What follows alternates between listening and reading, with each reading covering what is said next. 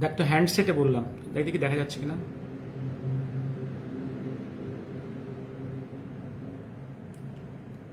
Hello, হ্যাঁ হ্যাঁ হ্যাঁ, someone is seeing me possibly. Am I audible? Please. আমি কম্পেলড হলাম ডেস্কটপ ছেড়ে হ্যান্ডসেটে যাওয়ার জন্য, এবং অডিবল অডিবল অডিবল তাহলে একটু বলি আজকের এই সুপ্রিম কোর্টের জাজমেন্টের প্রেক্ষাপটে। হ্যাঁ, পিনাকি ভদ্র, থ্যাংক ইউ। একটু বলবো আজকের সুপ্রিম কোর্টের জাজমেন্ট আপনারা লক্ষ্য করুন অন ডক্টরস এজিটেশন। এই প্রেক্ষাপটে দেখুন, supreme court chief justice bench এই কথাটা পরিষ্কার বুঝে গেছে যে আরজিকর ক্যাম্পাসে ডক্টর অভয়াকে মাল্টিপল পার্সন রেপ করেছে, মার্ডার করেছে, এবং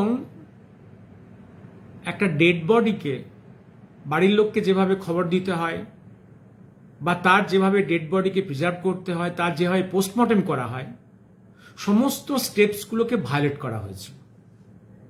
এবং যেমন গভর্নমেন্টের আশ্রিত শয়তানরা এই পাপ কাজটা করেছে, তার পরের স্তরে গভর্নমেন্ট নিজে তার মেশিনারিকে ব্যবহার করে পুরো এভিডেন্সগুলোকে লোপাট করেছে, বাড়ির লোকের উপর চাপ সৃষ্টি করেছে, এবং বাড়ির লোকের অনুপস্থিতিতেই ডেড বডিকে কিডন্যাপ করে ক্রিমেট করেছে। প্রতিটা স্তরে সে পাপ কাজ করেছে, ক্রাইম করেছে। এবং কখন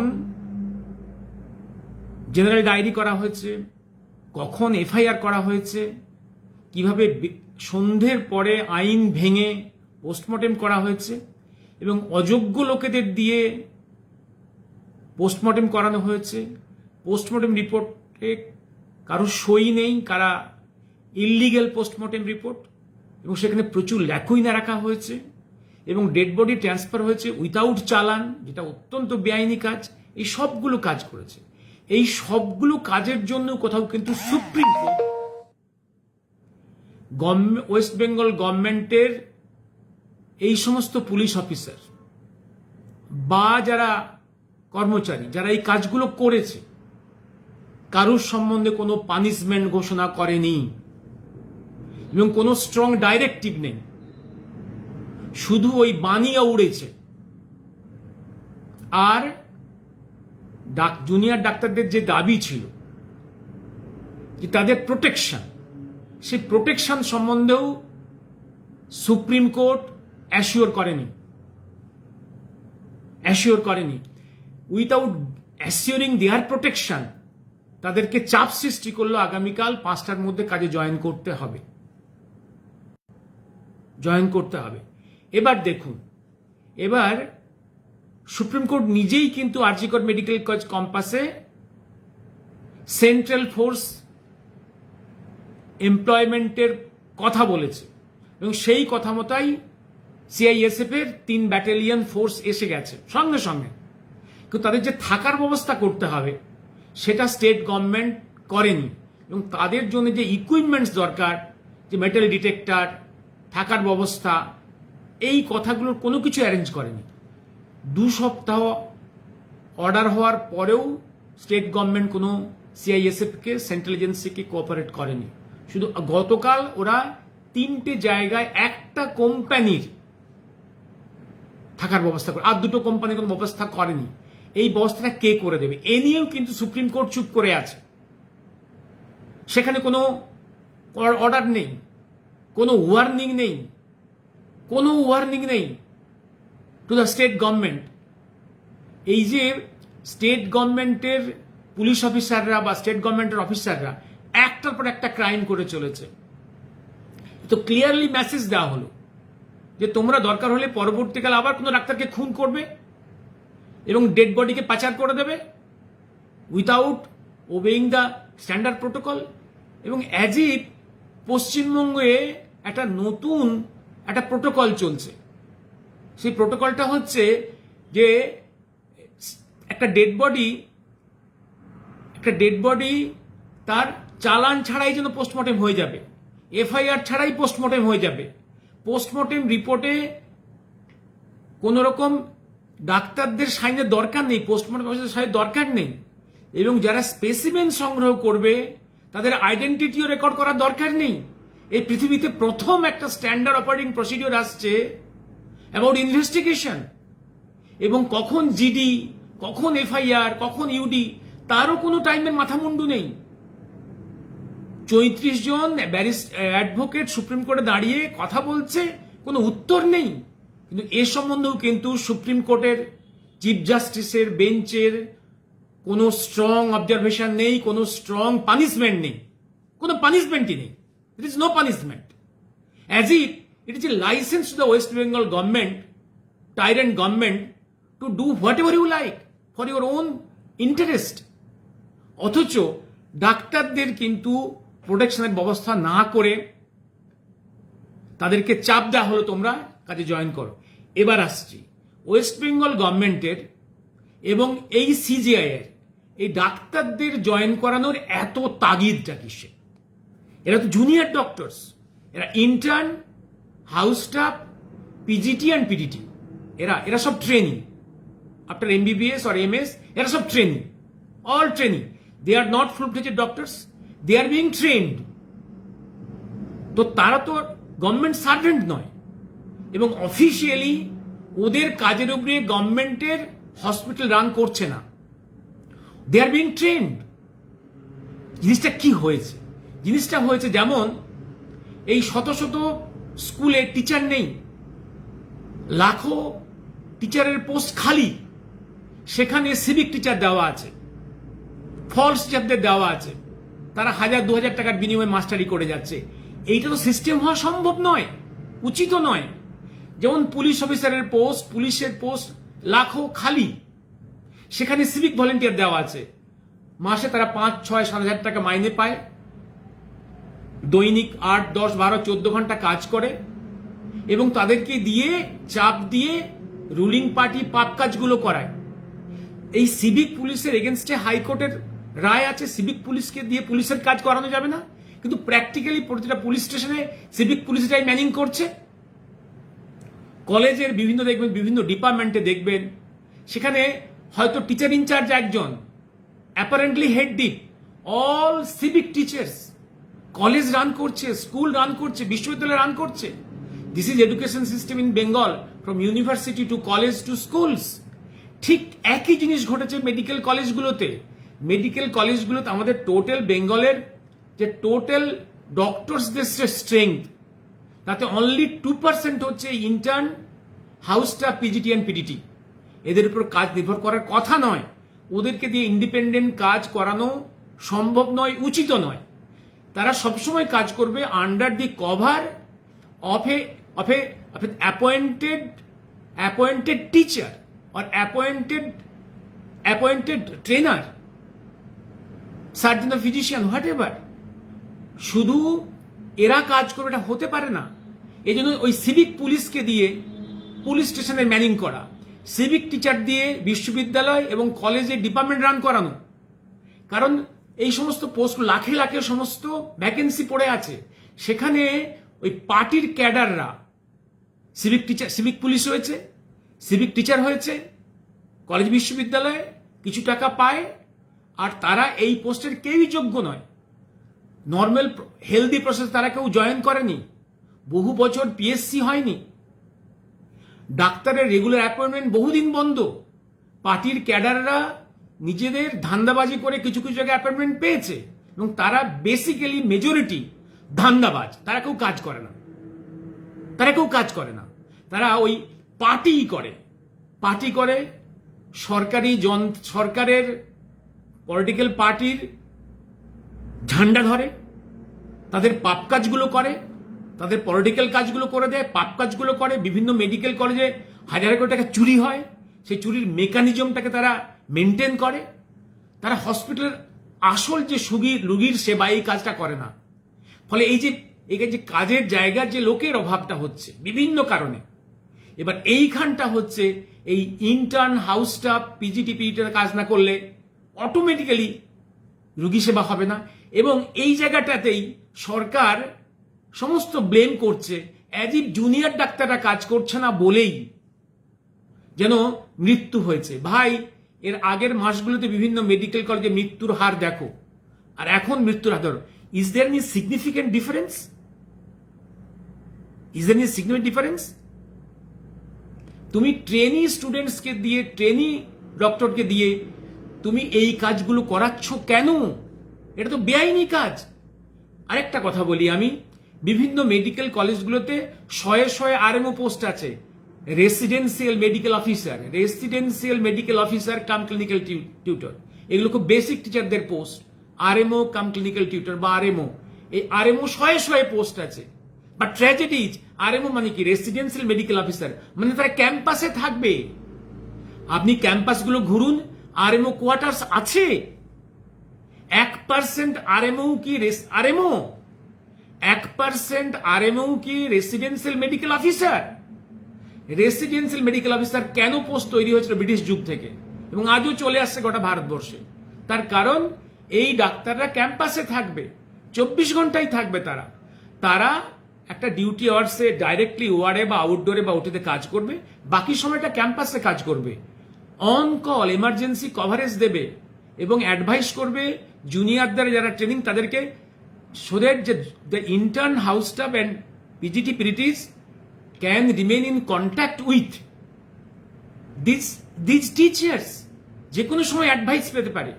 এক সময় আমাদের দেশে আজকের বৈদিক যুগে, তারপরে হিন্দু যুগে যখন সার্জারি প্র্যাকটিস হতো, তখন গুরুগৃহে শিক্ষা, চরক সুশ্রুতের যুগে গুরুগৃহে শিক্ষা, যে যারা মেডিসিন বা সার্জারি শিক্ষা করবে তারা গুরুর একদম ক্যাম্পাসে থাকবে 24 ঘন্টা সারা বছর, এবং সেখানে গুরু অ্যাভেলেবেল। এই ছিল ট্রেনিং। এটাকেই প্রথম জার্মানির লোকেরা, Langenbeck, he adopted this residency system of surgical training. Then from Germany across the English Channel, England এটা অ্যাডপ্ট করে। তারপরে ব্রিটিশ এম্পায়ারে এই residential system of surgical training and medical ট্রেনিংটা ছড়িয়ে পড়ে। কিন্তু what we are doing in Bengal, শয়ে শয়ে আরএমও পোস্ট আছে in papers. Almost 1% RMO is not residential. তুমি এই সিস্টেম রান করছো আর আজকে ব্লেম করছো। আমি দেখেছি একটা outdoor, ENT outdoor, there is no visiting, no senior teacher, only intern is running.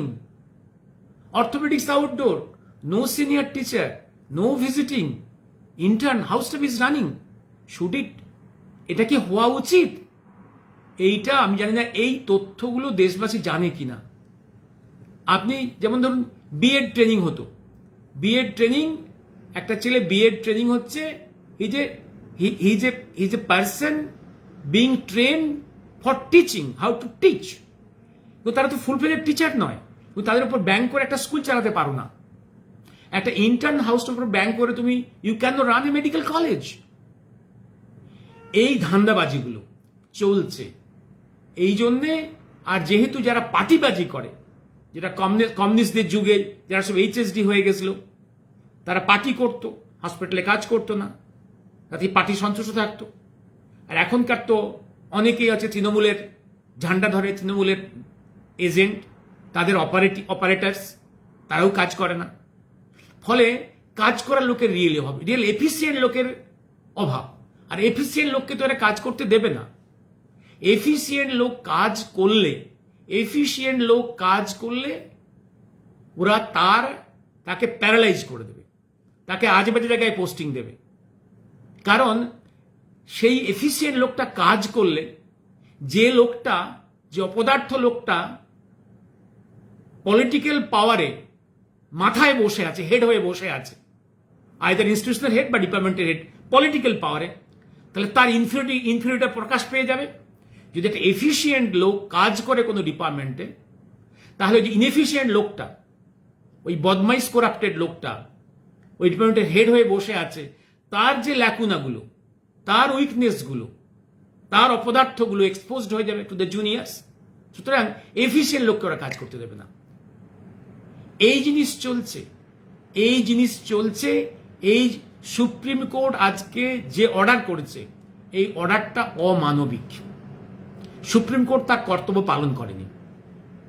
তার উচিত ছিল একদম স্টেট গভর্নমেন্টকে, সে যে অর্ডারটা করেছিল 102 সপ্তাহ আগে, যে প্রোটেক্ট সিআইএসএফ সে অর্ডার করেছে to be employed in RG Kar medical college, CISF কাজ করার পরিবেশটা পেল কিনা, এই জায়গাটাও সে দেখলো না। না দেখে ডাক্তারদের প্রোটেকশনের ব্যবস্থা না করে সে ডিকটেট করলো ডাক্তারদের জয়েন করতে হবে। Either this supreme court, this bench is somewhere involved behind the curtain, or they do not know in which way the health system in Bengal is working. They do not know what are the duty roster of the intern, house staff, periton, PGT. জানে না এদের কি করা উচিত, কতটা করা উচিত, এবং তারা কেন পোস্টেড, ট্রেনিং এর মানে কি, এই কথাগুলো হয় তারা বোঝে না। আর একটা জিনিস, এরা পশ্চিম বাংলায় কি টেরর অবস্থা চলছে, সমাজের সব স্তরে, মেডিকেল কলেজগুলোতেই এর সম্বন্ধে সুপ্রিম কোর্টের এই ডিপ অ্যান্ড ডাম হয়ে থাকাটার, এটা আমি বিশ্বাস করি না অজ্ঞানতার জন্য। They are actively, they prefer to remain deep and dumb. তাহলে না হলে আজকে ওরা কতগুলো পরিষ্কার বলতে পারতো যে আপনাদের লিস্টে যে ক্রিমিনালদের নাম এসে গেছে সিবিআই লিস্টে, তাদের অ্যারেস্ট করো। এই অর্ডার তো সে করেনি। এটা কিসের জাজমেন্ট? যে জাজমেন্টে ক্রিমিনালসদের জন্য পানিশমেন্ট নেই, হোয়াট ইজ দ্যাট জাজমেন্ট? পৃথিবীর যে কোনো দেশে কনস্টিটিউশনের স্ট্রংগেস্ট এরিয়া হচ্ছে ক্রিমিনাল জাস্টিস সিস্টেম। সিভিল পার্টে অনেক বড় বড় ভলিউমস আছে, বাট যে কোনো দেশের কনস্টিটিউশনের মূল জায়গাটা হচ্ছে ক্রিমিনাল জাস্টিস সিস্টেম। মূল জায়গা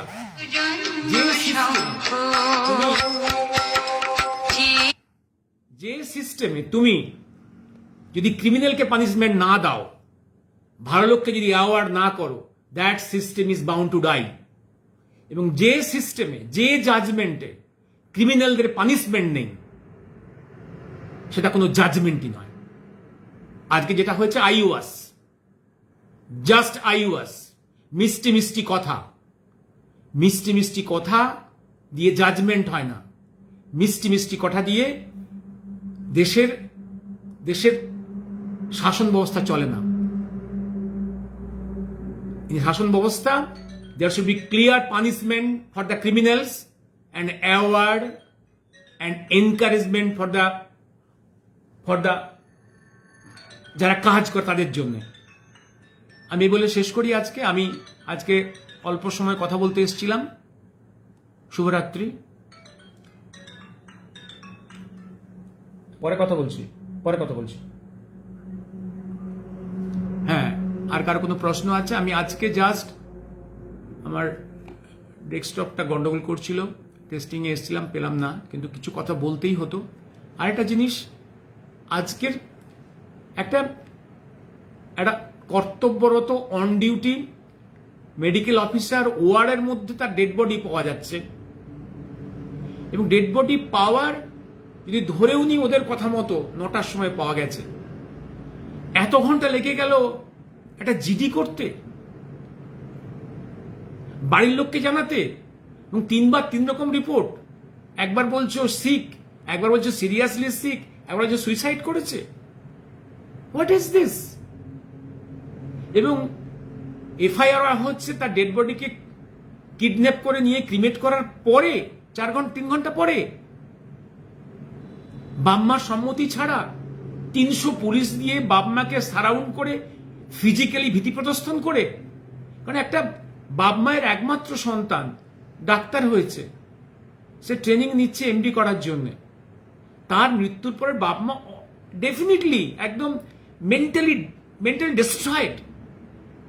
সে সময় র্যাশনালি চিন্তা করতে পারবে না, কারেজ নিয়ে চিন্তা করতে পারবে না সে। তুমি চারধারে 300 পুলিশ তাকে ভীতি প্রদর্শন করেছো। ফিজিক্যাল প্রেজেন্স ইজ সাফিসিয়েন্ট, বন্দুক দেখানোর প্রয়োজন নেই। 300 পুলিশ দিয়ে ঘেরে দিলেই আপনি ভয় পেয়ে যাবেন। অলরেডি সে পারপ্লেক্সড।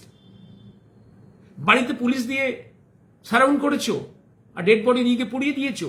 এবং ডেড বডির আমি দেখছি ক্রিমেশন যেটা শ্মশানঘাটের ক্রিমেশন সার্টিফিকেট তুলেছে একজন পলিটিক্যাল নেতা, বাড়ির লোক নয়। টাকা জমা দিয়েছে ক্রিমেশনের পলিটিক্যাল নেতা, এবং অনেকগুলো ডেড বডিকে টপকে ক্রিমেট করা হয়েছে। What is this? Supreme court is so blind, so deep to all this crimes, এবং একটা নির্দেশ নেই for punishment for all this criminals in different layers of the state government administration. This is not a judgment. This is not a judgment. টাইরেন্ট গভর্নমেন্টকে life দেওয়া হচ্ছে। আজকে আমি একটা জিনিস লিখেছি, আজকে সুযোগ ছিল সুপ্রিম কোর্টের একটা পিসফুল নন ভায়োলেন্ট ওয়েতে একটা সলিউশন দেওয়ার, তা কিন্তু করলো না। কিন্তু nature will take its own course to solve this problem. Nature will take its own course. যে টাইরানি চলছে, ভীতি প্রদর্শন চলছে, সন্ত্রাসের পরিবেশ চলছে, এই পরিবেশ থেকে মুক্তির পথ প্রকৃতি নিজের মতো করে খুঁজে নেবে। এই কাজটা সুপ্রিম কোর্টে করার কথা ছিল, তা সে করতে করলো না বিশেষ কোনো স্বার্থে। দে আর নট দ্যাট স্টুপিডস।